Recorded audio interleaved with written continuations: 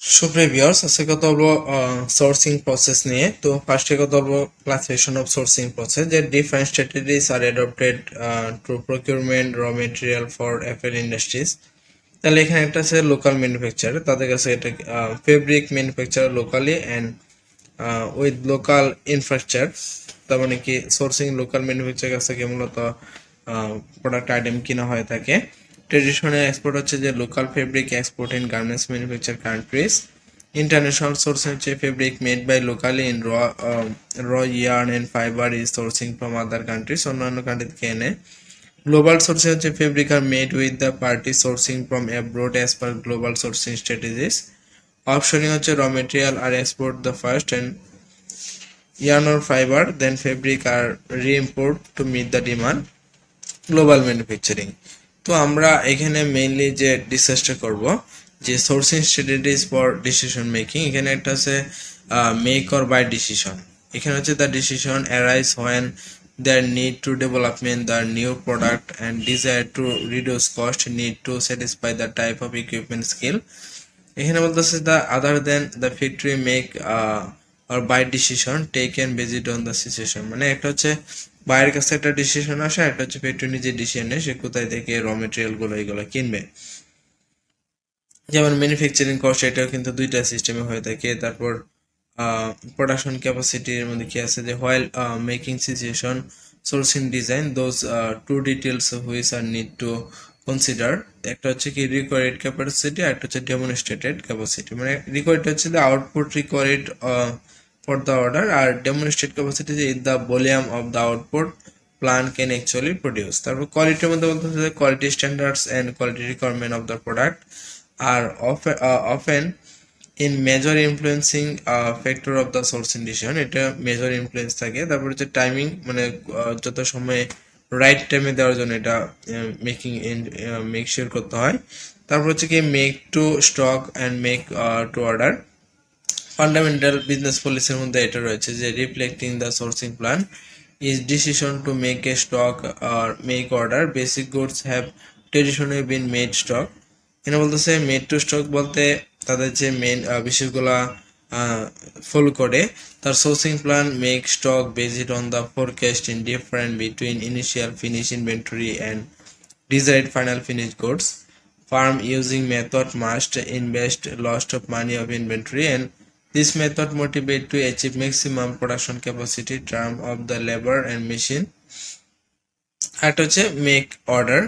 এখানে হচ্ছে production is very slow, তাকে moving in on the market and ones cannot anticipate of the future forecasting and product are newly launched in the market। ওই ক্ষেত্রে এটা follow করা হয়। যাই হোক, আমাদের মেইন কথা হচ্ছে যে সোর্সিং প্রসেস নিয়ে, যে অ্যাপেল ইন্ডাস্ট্রিতে যে সোর্সিং প্রসেসটা রয়েছে সেটা নিয়ে। the stage of the sourcing process is very subjective and dynamic। এটা খুব সাবজেক্টিভ এন্ড ডাইনামিক থাকে। that differ from each very order based on the specific requirement উপর ভিত্তি করে। তাহলে আমরা এই স্টেজগুলো দেখি। যেমন একটা হচ্ছে proto sample approve, first stage sourcing এ। 2 নম্বর হচ্ছে অ্যাপ্রুভ প্রসেস মেটেরিয়াল, যেমন ওই প্রসেসটার জন্য যে মেটেরিয়ালগুলো দরকার হয়ে থাকে, যেমন ট্রিম কার্ড, যেমন ফর ট্রিমস এর জন্য ট্রিম কার্ড, আর্টওয়ার্কের জন্য print embroidery artwork, lab deep হচ্ছে যে ডাই ফেব্রিকের জন্য ল্যাব ডিপ, তারপর ডেক্সলোম হচ্ছে ফর ফেব্রিকের জন্য, প্রিন্ট স্ট্রাইক হচ্ছে প্রিন্টিং এর কালার কোয়ান্টিটির জন্য।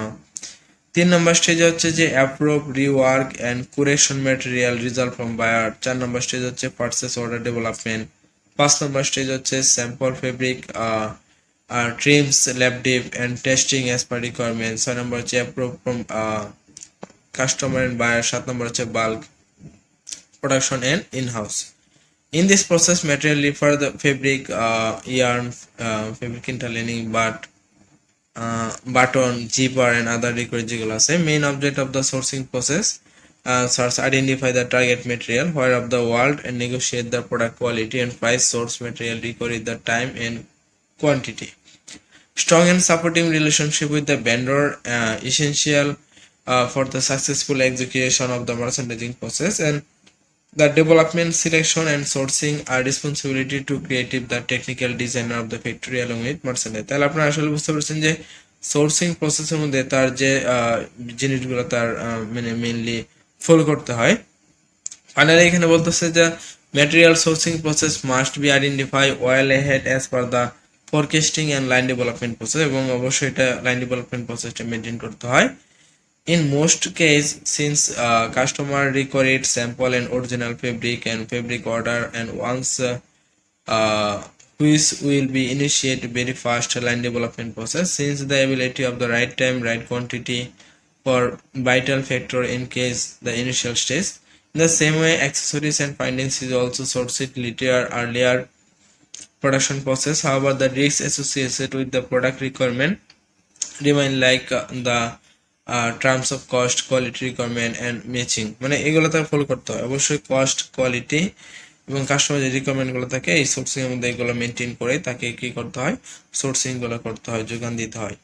এখানে যে সোর্সিং মানে যে বিষয়গুলো, একটা হচ্ছে কি বায়ার নমিনেটেড সোর্সিং, আর একটা হচ্ছে যদি একটা হচ্ছে এফওবি অর্ডার। এফওবি অর্ডারের মধ্যে মার্চেন্ট নিজে থেকে তার ফ্যাক্টরি, ভেন্ডর, নানা ক্রেতার কাছে সে কিনতে পারে লোকাল মার্কেট বা যে কোনো মার্কেট থেকে।